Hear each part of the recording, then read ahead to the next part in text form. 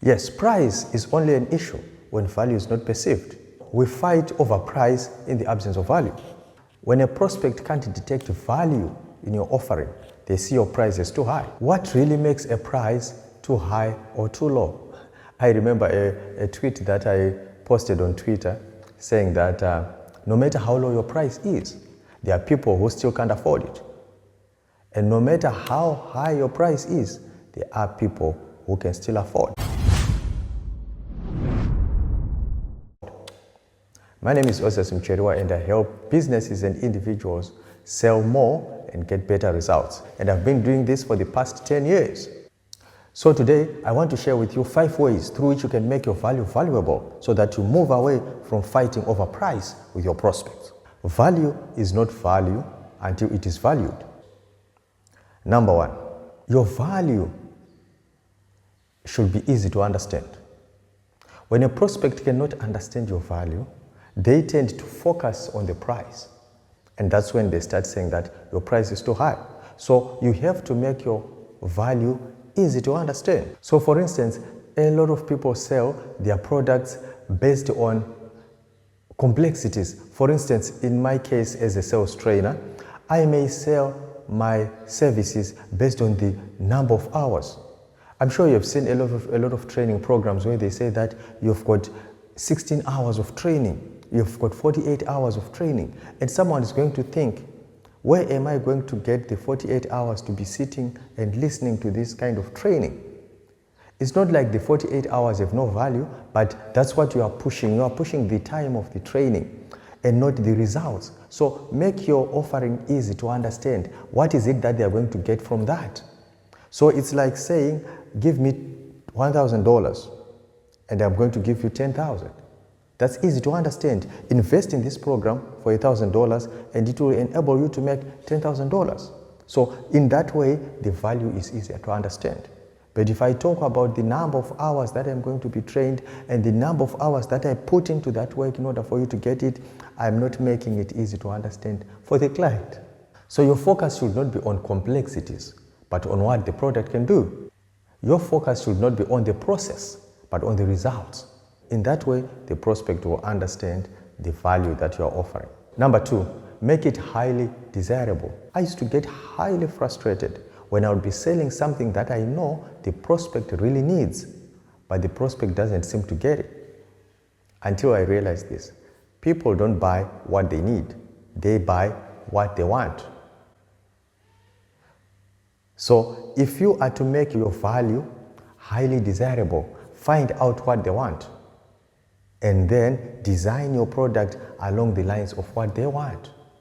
If you only focus on the needs, you may get frustrated because you actually be clear that this is what they need, but they themselves, they don't buy it. How many times have we seen it, even in these countries that we live in, that the governments have got certain skills that they need, but they hire otherwise. People don't buy what they need, they buy what they want. So show them how your value or your product or your service will help them get what they want. If you are able to show them that, then it becomes highly desirable. Number 3, your value that you are offering should be highly perceived. Like I said, value is not value until it is valued. Value is not value until it is perceived. So your value that you are offering to them should be highly perceived. So are they perceiving the value that is inherent in your product or service? What am I saying? There are people, as a coach myself, I've realized there are people who like to take me for lunch. So at first I used to think they like me that much until I realized when I'm with them, I tend to default into the coaching mode and I start coaching them. And in so doing, I'm giving value to them. And by the end of the meeting, they have clarity in terms of some issues that they wanted to clarify, or they have some insights into some things that were bothering them.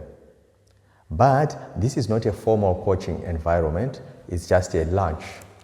But to them, they value that lunch, they actually pay for the lunch because they know the value that they are going to get. So to them, this lunch is of a highly perceived value. But for somebody who doesn't value that coaching experience, they just want money. So if I take them for lunch and I spend time with them over lunch, giving them insights and ideas, they may not value that. But if I give them $100, to them that's a lot. So value differs from person to person. So in order for you to be able to sell successfully, you have to understand what is it that they value so that your value can become highly perceived. I remember listening to a real estate agent. He was saying that when he is selling a house, he first wants to understand what the client really is looking for. So he said one day he had a prospect who valued trees at the property. He was always talking about a property that has got a lot of trees. So he said this other day he was showing this same prospect a property that had about 18 trees. So as the discussions were unfolding, and the moment this prospect veered towards the price, this sales guy would go back and talk about the trees. And sometimes he would start counting 1, 2, 3, 4, 5, 6. Oh, these trees. This property is full of trees. So because he valued the trees at the property, he was able to sell that property for no discount. I remember talking to a friend who said that sometime back, he did a job for a certain gentleman around 2012, yes, somewhere thereabout.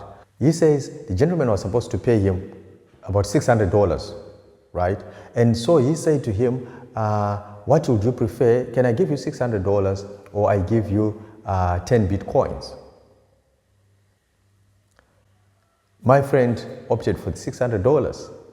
So when the Bitcoin price skyrocketed, that's when he was thrown into deep regret, saying, I wish I had taken the Bitcoin. What happened? The Bitcoin didn't have a high perceived value then.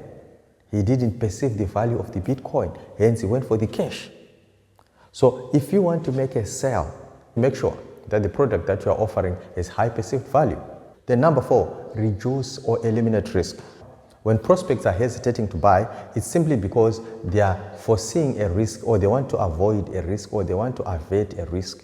What's the risk? They can buy a product that is malfunctioning, that doesn't address their needs. They may not achieve what they want, or the product may not work for them. So because of this risk, they may not buy. So if you want to make your value valuable in the eyes of the client, you have to eliminate risk or reduce the risk.